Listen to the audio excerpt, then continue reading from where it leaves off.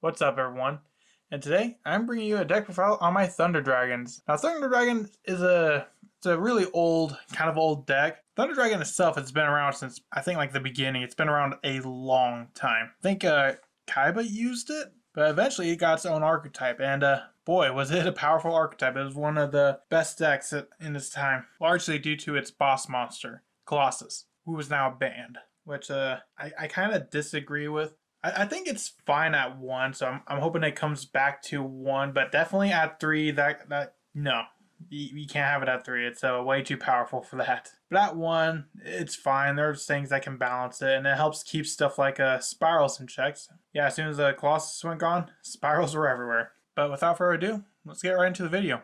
First off, I run 3 Thunder Dragon. This is probably the simplest card. You can discard this card, add up to 2 Thunder Dragons. Usually you want to add 1 unless you're going to do like a Thunder Dragon fusion or something like that. But mainly Thunder Dragons get effects when they are discarded. So like when you activate a Thunder Dragon's effect in hand, it gets an effect.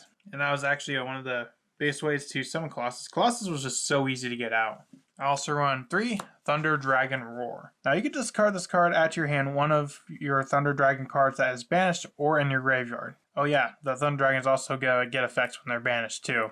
While sadly it is an either or, you can only use either the discard effect or the banish or effect. However, when this card is banished or sent from field to grave, you can special summon 1 Thunder Dragon monster from your deck in defense position, but return it to the hand during the end phase. I also run 3 Dragon Roar. You run mostly 3 of pretty much all the Thunder Dragons, with the exception of a few. This one has a quick effect. You can discard this card, add 1 Thunder Dragon Dark from your deck to your hand. If this card is banished or sent from the field to the grave, you can add 1 Thunder Dragon card from your deck to your hand. So that one's a bit of a searcher. I also run 3 Thunder Dragon Hawk. This one you can discard, special summon 1 of your Thunder Dragon monsters that is banished or in your grave, or if this is banished and sent from the field to the grave, you can shuffle any number of cards from your hand into the deck and draw the same number of cards. So it's kind of like a magical mallet. I also run 3 Thunder Dragon Matrix. This one you can discard to target 1 Thunder monster you control, gains 500, or if this card is banished, sent to the graveyard from field to the graveyard, you can add 1 Thunder Dragon Matrix from deck to hand.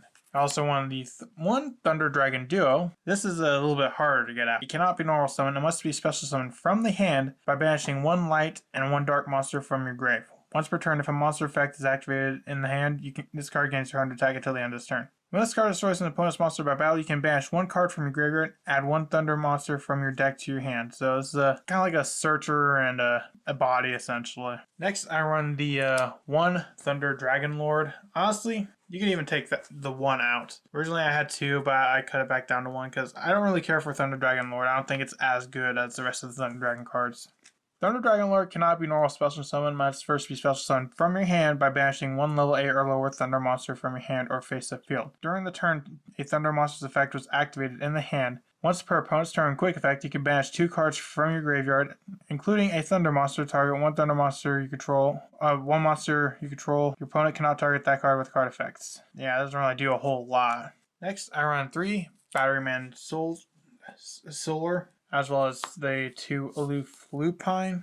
Batteryman Solar, if this card is normal or special summoned, you can send 1 Thunder monster from your deck to your graveyard, and if the Thunder monster is normal or special summoned, while this monster is on the field, special summon 1 Batteryman token. So, while this is a token generator, you mainly want it for the Foolish Burial effect. And Aloof Lupine, when this card is normal summoned, you can banish 1 monster from your hand, banish 1 monster from your deck with the same type as that monster. If this card is destroyed by battle, or if this card in its owner's possession is destroyed by an opponent's card effect, you can target 1 of your banished monsters, add to your hand. So this is a kind of like what's the name of it?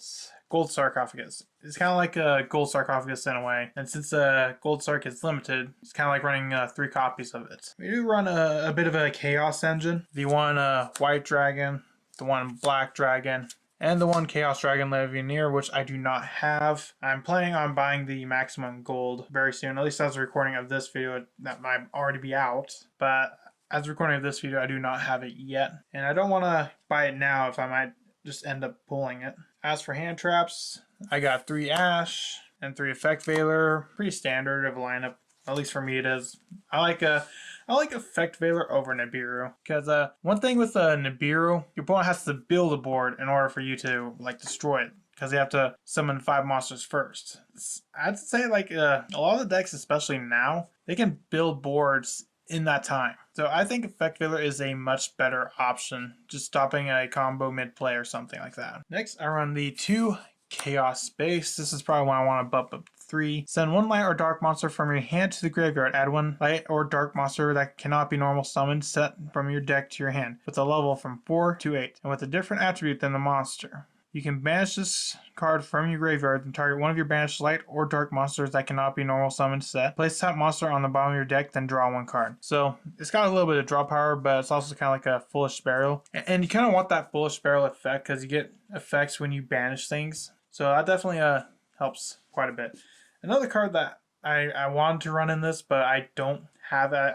I couldn't find my copies of it, was a Dimension Shifter. So for this profile, I don't have it in. But if you want to put in Dimension Shifter, that is an option. I also run the 2 Thunder Dragon Fusion. Thunder Dragon Fusion, fusion summon 1 Thunder Fusion monster from your extra deck by shuffling the materials listed on it into the deck from your grave, field, or your banished cards. And during your main phase, you turn this card sent to the graveyard. You can banish this card from your graveyard, add 1 Thunder monster from your deck to your hand. So this is the main way you want to get out Titan. Because the main way you'd usually go about it is go into the Colossus and then use a Colossus to go into Titan. Colossus got banned. Another option, Instant Fusion. You can get out a Kamikaze. I think that's what it was. A Kaminari attack. Instant Fusion got limited. That kind of hurt that play. So now you gotta literally run the Thunder Dragon Fusion. Also run the 1 card destruction to help get my Thunder Dragons into the grave. At least the ones that are in my hand. I run the 1 Soul Release. This is a card that a lot of people don't run in Thunder Dragons, which I think this is a card you definitely should, especially if you have card destruction in hand. That's also a good way to do it. The 1 Instant Fusion, the 1 Gold Sark, and the 1 1-for-1 since Thunder Dragon Matrix is a level 1. Moving on to the extra deck. I run the 1 Link Rebo for the Thunder Dragon Matrix. Also run 1 Predaplant Verte Anaconda. It kind of helps with the basically becoming a Thunder Dragon Fusion. I run 1 LP and 1 Pisty because I run some dragons in there. And it kind of helps just to go up to those big links like Axis Code or Appaloosa. Also run the 1 Appaloosa, Phoenix, Cerberus, and Unicorn. That's standard IP play, as well as Boral Sword, Axis Code, and Appaloosa. So those are all the links I run. If you want to swap some of these links out, that's fine, but I'd at least run Verte Anaconda. I'd say that's the biggest one that you must run. Now on to the fusions. I run 1 Kamikaze Attack, and 3 Thunder Dragon Titan. Thunder Dragon Titan is kind of like I guess it's the boss monster now that Colossus is gone. For Titan, when a Thunder monster effect is activated in the hand, even during the damage step, quick effect, you can destroy 1 card on the field. Or if this card would be destroyed by card effect, you can banish 2 cards from your graveyard instead. So it's a destruction for your opponent as well as having some pretty good protection. Thunder Dragon Colossus also have a similar protection. Well, that's all for this type of profile. What do you think? Do you think Thunder Dragons is a pretty cool deck? Do you remember playing about it and then complaining about Colossus? Do you think Colossus can get back to 1? And as always, I'll see you in the next video I make. Bye.